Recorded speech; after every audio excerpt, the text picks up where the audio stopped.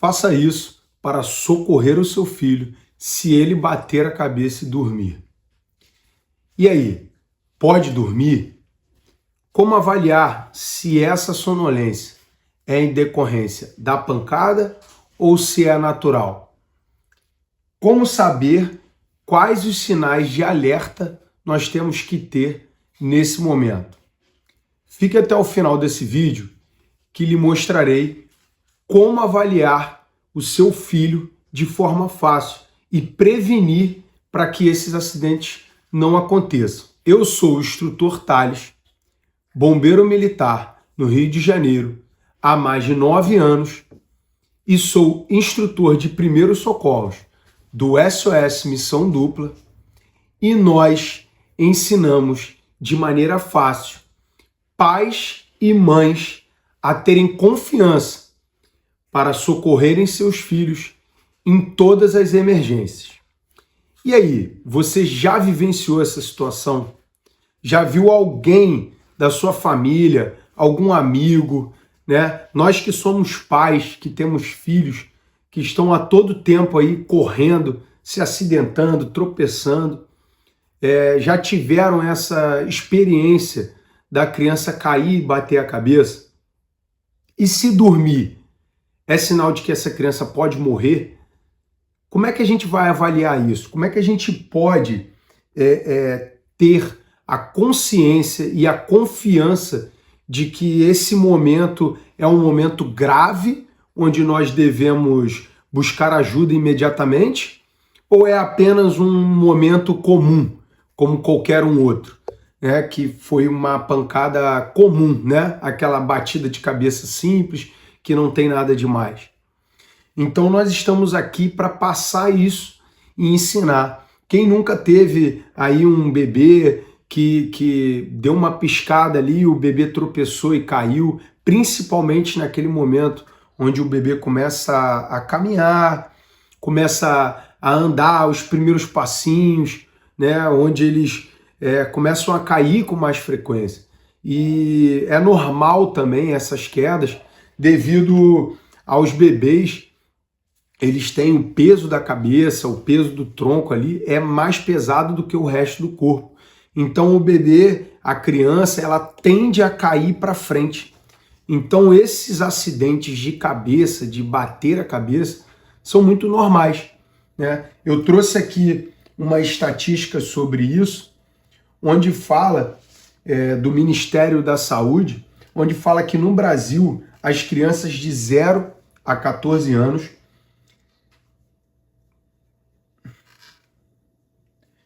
eu trouxe aqui uma estatística onde diz que os acidentes são a principal causa de morte entre crianças de 0 a 14 anos.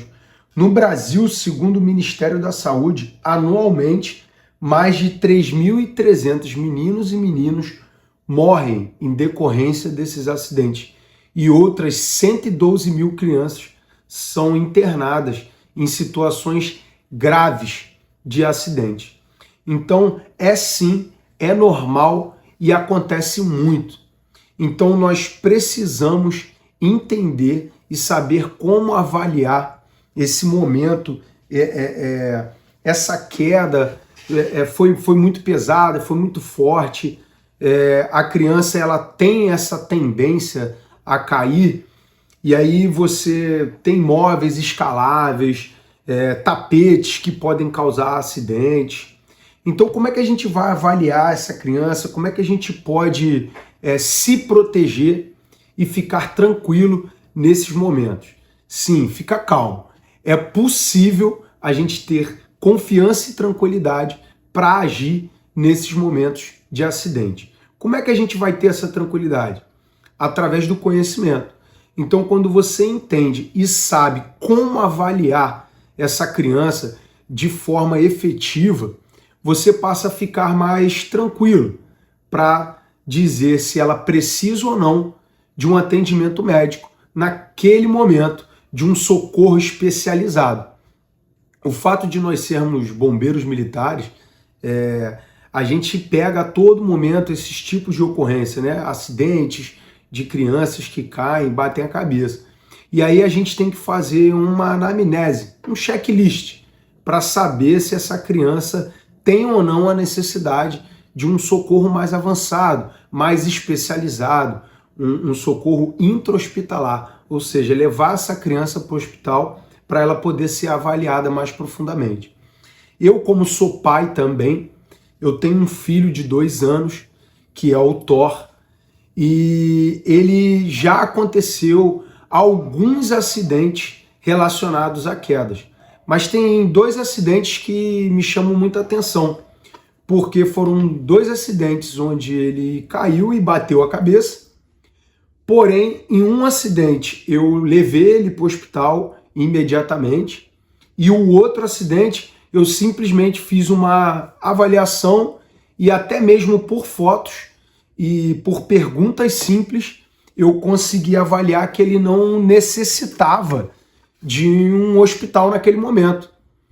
Então, o primeiro acidente que aconteceu com ele tinha apenas 2 anos, né? Esses 2 acidentes ele estava mais ou menos na mesma idade ali, 2 anos e meio, e minha esposa estava com ele em casa sozinho, e ela foi atender o portão, estava com ele no colo, ele estava meio manhoso, e quando ela fechou o portão, que ela virou para entrar para casa, ela tropeçou num patinete que estava no meio da garagem e acabou caindo. Nisso que ela caiu, ela bateu com o joelho no chão e ele voou para frente, né? Ele acabou sendo projetado para frente e, como eu disse, o fato da cabeça ser mais pesada, o tronco, fez com que ele inclinasse e caísse diretamente de cabeça no chão.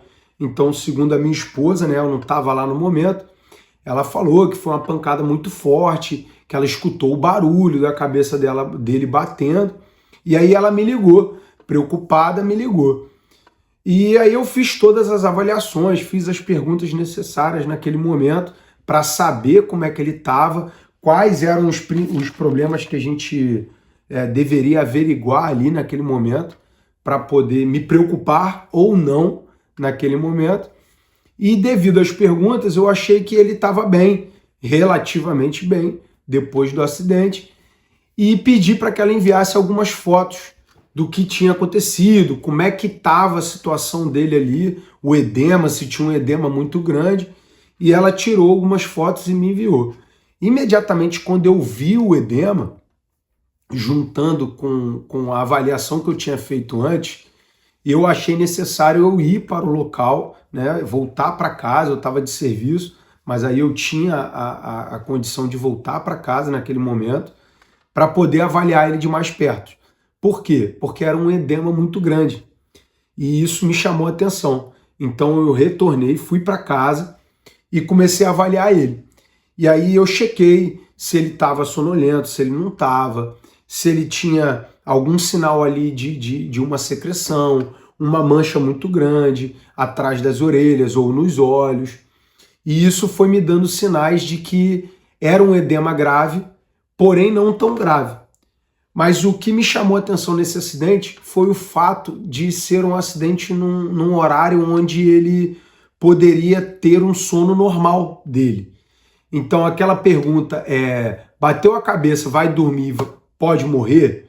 Não necessariamente, não é bem assim.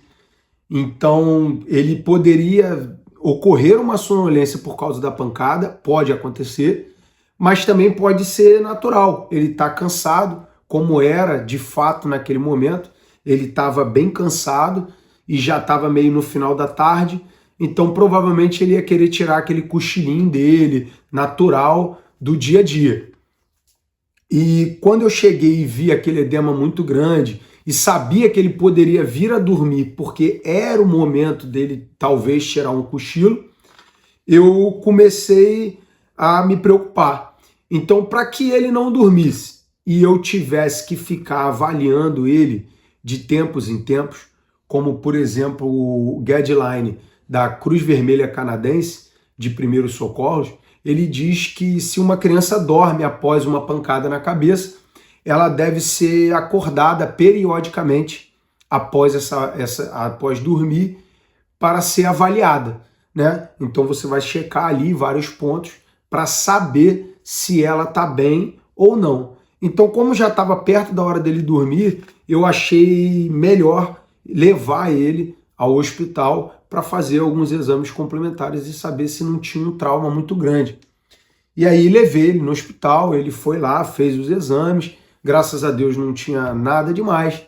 E aí tudo ficou tranquilo, né? Eu fiquei mais tranquilo porque vi que realmente não tinha nada, apesar de ser um edema muito grande. E na outra ocasião, onde ele se acidentou, foi saindo do carro, ele foi sair do carro correndo, aquela coisa de criança, né? De querer sair do carro correndo, e o pezinho dele agarrou na saída ali do carro, não sei se foi no cinto, aonde foi que agarrou, eu também não estava em casa, mas aí o pé dele agarrou e ele foi de cabeça no chão, mais uma vez a cabeça aí pendendo, né? O peso da cabeça dele fez com que ele fosse para frente e batesse a cabeça no chão. Mas nessa ocasião eu também não estava em casa, minha esposa fizemos o mesmo trâmite. Eu perguntei, avaliei pelo telefone, perguntando para ela fazer as avaliações, e ele estava melhor, estava bem, e esse acidente tinha um detalhe importante. Primeiro, ele foi um acidente onde ele caiu de um lugar mais baixo, né? Não foi do colo da minha esposa, que é bem mais alto.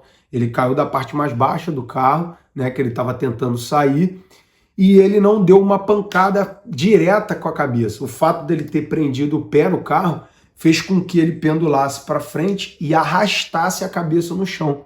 Então não foi uma pancada efetiva direta. E aí isso deixou um edema muito menor do que na outra ocasião. Quando ela mandou as fotos, juntando com a avaliação que eu tinha feito pelo telefone, eu percebi que não havia necessidade de levá-lo ao hospital naquela situação. Apesar dele estar muito choroso, muito cansado ali, né? Porque chorou muito, foi um acidente, apesar de não ter sido tão grave quanto o outro, mas foi um acidente feio, né? E a criança, de tanto chorar, ela acaba ficando mais amuada, mais quietinha, né? Mas tudo isso demanda da avaliação como pai, como mãe. Então você conhece o seu filho, você sabe que ele está num momento de mais tensão, ou que ele está num momento de mais introspectivo por causa da queda, né? Ou ele está mudando o comportamento dele, então de repente já é um sinal para ficar alerta. Então, nesses dois casos, o conhecimento em primeiros socorros me fez, no primeiro caso, proteger o meu filho, levando ele para o hospital para fazer um exame, devido à avaliação que eu fiz dele. E no segundo caso, me protegeu de eu não precisar sair da onde eu estava, desesperado, para chegar em casa, para fazer essa avaliação, para poder levar ele para o hospital mesmo sem precisar. Então a gente não quer expor os nossos filhos a um hospital sem a necessidade de estar com ele ali no hospital. A gente sabe que o hospital tem doenças, tem pessoas lá que estão com outros problemas, e aí a gente, ainda mais sendo um bebê, né, sendo uma criança, a gente não quer ficar expondo ele de forma desnecessária. Então, esse conhecimento me fez com que eu pudesse proteger o meu filho e me proteger, né, de um desespero, de um nervosismo além. Então, eu queria dizer para vocês aqui os pontos que eu avaliei para poder checar o meu filho, se ele estava bem, se ele não estava. Então, o primeiro ponto ali foi a sonolência. Então, o que a gente checa após uma queda na cabeça? Essa criança, ela está sonolenta? É algum momento dela dormir e ela está sonolência? Ok, sem problemas. Você pode deixar ela dormir e você pode fazer essa avaliação, como eu citei anteriormente. De tempos em tempos, a cada 2 horas, 1 hora, você pode acordar o seu filho, fazer uma checagem, ver se ele está bem, se ele está responsivo, se ele está respirando bem. E aí você vai checando se não tem nenhuma mancha nos olhos. Então essa sonolência você pode checar dessa forma. Agora, ele bateu a cabeça.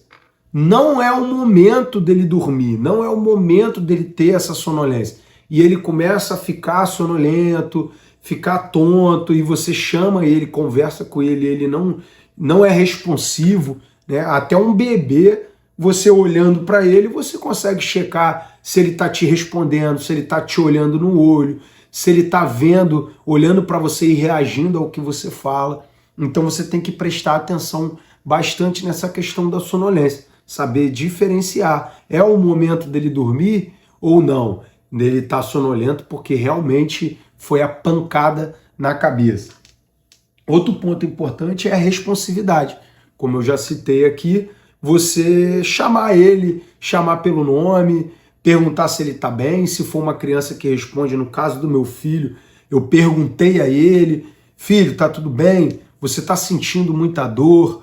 Como é que tá? Como é que você caiu? O que aconteceu? Você começa a perguntar coisas para que ele responda. O meu filho já falava, então ele foi falando, foi dizendo. Então, de repente, uma criança, você pode testar um estímulo de cosquinha, um estímulo com tapinhas no pé, né, na sola do pé, para ver se ela vai responder, se ela vai estar com os olhos abertos, vai estar te respondendo a esse estímulo. Outra forma é a desorientação. Então, de repente, um bebê ele está com o olho girando muito, olhando muito para um lado e para o outro o tempo todo, parece estar desorientado. Ou uma criança que você fala com ela e ela não presta atenção, ou está olhando em várias direções ao mesmo tempo. Então, isso é um sinal de desorientação. Então, é um sinal para você ficar alerta. Uma dor severa, dependendo da criança, você não consegue checar se essa dor é muito severa, né? Como a gente está falando de filhos, né? Estou falando de pai para pais, né? Pais e mães. Então a gente consegue olhar para o nosso filho e saber quando ele está com aquele choro de dor excessiva e quando ele está com aquele chorinho só de manha, já passou a dor, né? Do momento da pancada e é um choro só de manha. É uma forma legal da gente conseguir avaliar essa dor, se ela é severa realmente ou se ela foi a dor do momento da pancada e agora ele já está se estabilizando, não segue com aquela dor muito grande, uma reclamação, né, no local ali do edema. É natural ele sentir aquele incômodo, mas não seria natural, por exemplo, ele com aquele choro de muita dor o tempo inteiro, de forma excessiva, você perceber que aquilo ali é uma dor severa, é um ponto de alerta. Outro ponto de alerta é sangramentos ou secreção. Então, no caso do meu filho, nenhuma das duas pancadas teve um sangramento importante. A pancada onde ele caiu do carro, ele chegou a ralar a testa, né, a cabeça, foi um raladinho, mas não chegou a sangrar, né? E na outra pancada só ficou o edema, que ele bateu com a lateral da cabeça aqui, e só ficou um edema muito grande, mas também não chegou a sangrar. Então é um ponto de alerta. E secreções, ele pode gerar um sangramento no nariz, uma secreção pelo nariz, também é importante você ficar atento a esse dado. Outro ponto importante é o vômito. Essa criança vomitou após essa queda, então você tem que ter essa informação para poder passar ela até para o médico, se for o caso.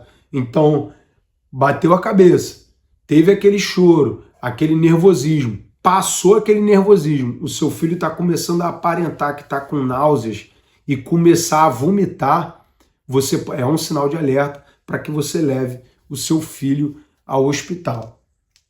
Outro ponto importante é a mobilidade. Então, essa criança está com mobilidade, ela bateu a cabeça, você pede de repente um abraço para ele, você pode pedir um abraço, vem filho, dá um abraço aqui no papai, na mamãe, e aí ele tem dificuldade de se movimentar, de levantar os braços para te dar um abraço, ou para te dar um beijo, você pede, fica um pouco mais distante, pede um beijo para ele, e aí ele não consegue se movimentar com facilidade. Isso é um sinal de alerta, pode estar acontecendo algo além.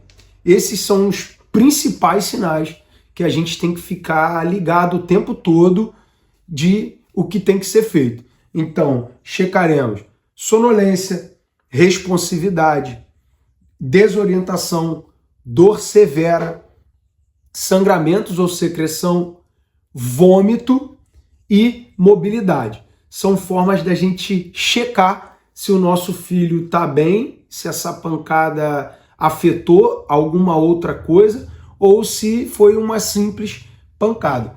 Todas essas perguntas eu consegui, por exemplo, no meu caso, fazer por telefone para minha esposa, e aí facilitou o nosso contato. Ela fez essas checagens e eu fiz por telefone. O que me chamou a atenção foi no primeiro acidente, que já estava perto da hora dele dormir, então a gente ia tendo que ficar checando ele, né? E que o edema era muito grande. Então a avaliação física do local, o edema estava muito grande. Era uma pancada onde ele ficou com a orelha inchada e a cabeça também. Então isso me chamou muita atenção. E a altura que ele caiu. Então eu fui e levei ele para o hospital. Já no segundo caso, ele além de não ter nenhum desses sinais que eu citei agora, o edema era bem pequeno. E ele estava mais alerta. Era um momento de manhã, era mais cedo, então tudo bem. Não tinha por que eu levar o meu filho para o hospital naquele momento. Então eu protegi ele dessa forma.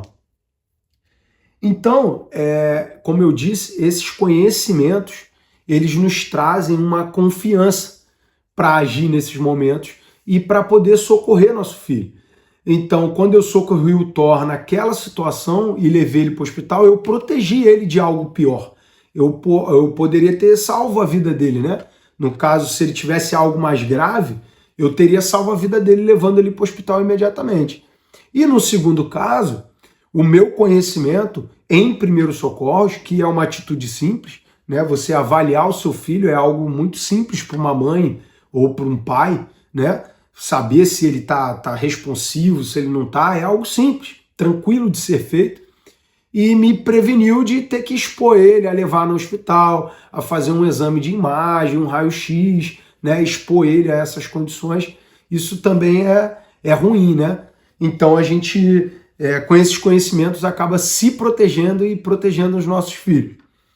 E eu também vou deixar aqui algumas dicas de como se prevenir desses acidentes. Porque tão importante quanto a gente saber o que fazer nesse momento, quando acontece, é importante também a gente saber prevenir antes de acontecer. Porque a gente evita todo esse passo a passo e aí o acidente não ocorre. Algumas das dicas, eu vou deixar aqui 4 dicas para vocês simples que dá para a gente implementar sem muita história de ficar 100% de atenção na criança. A gente sabe, como pais, que é difícil ter 100% de atenção, né? A gente sempre tem ali, por exemplo, uma mãe solo que está ali fazendo uma comida, cozinhando. Não dá para ter 100% de atenção nessa criança. Mas a gente pode evitar com algumas atitudes que venham antes. Por exemplo, a gente evitar que os brinquedos fiquem espalhados. Calma, eu sei como é que funciona, né? A gente guarda tudo no cantinho, as crianças vão e espalham tudo. Mas e se você conseguir criar um ambiente onde a criança fique confortável de brincar ali? Então você pode botar um tapete, um tatamezinho desses de encaixe e botar os brinquedos sempre no mesmo cantinho, mesmo que espalhado, mas sempre no mesmo cantinho. Vai favorecer que seu filho brinque por ali e não espalhe os brinquedos pela casa, podendo causar um acidente. Outro ponto importante é você evitar móveis escaláveis. Então a criança ali na faixa de 1 ano, mais ou menos, a 2 anos, ela começa a ter esses interesses de escalar, subir móveis, subir escada.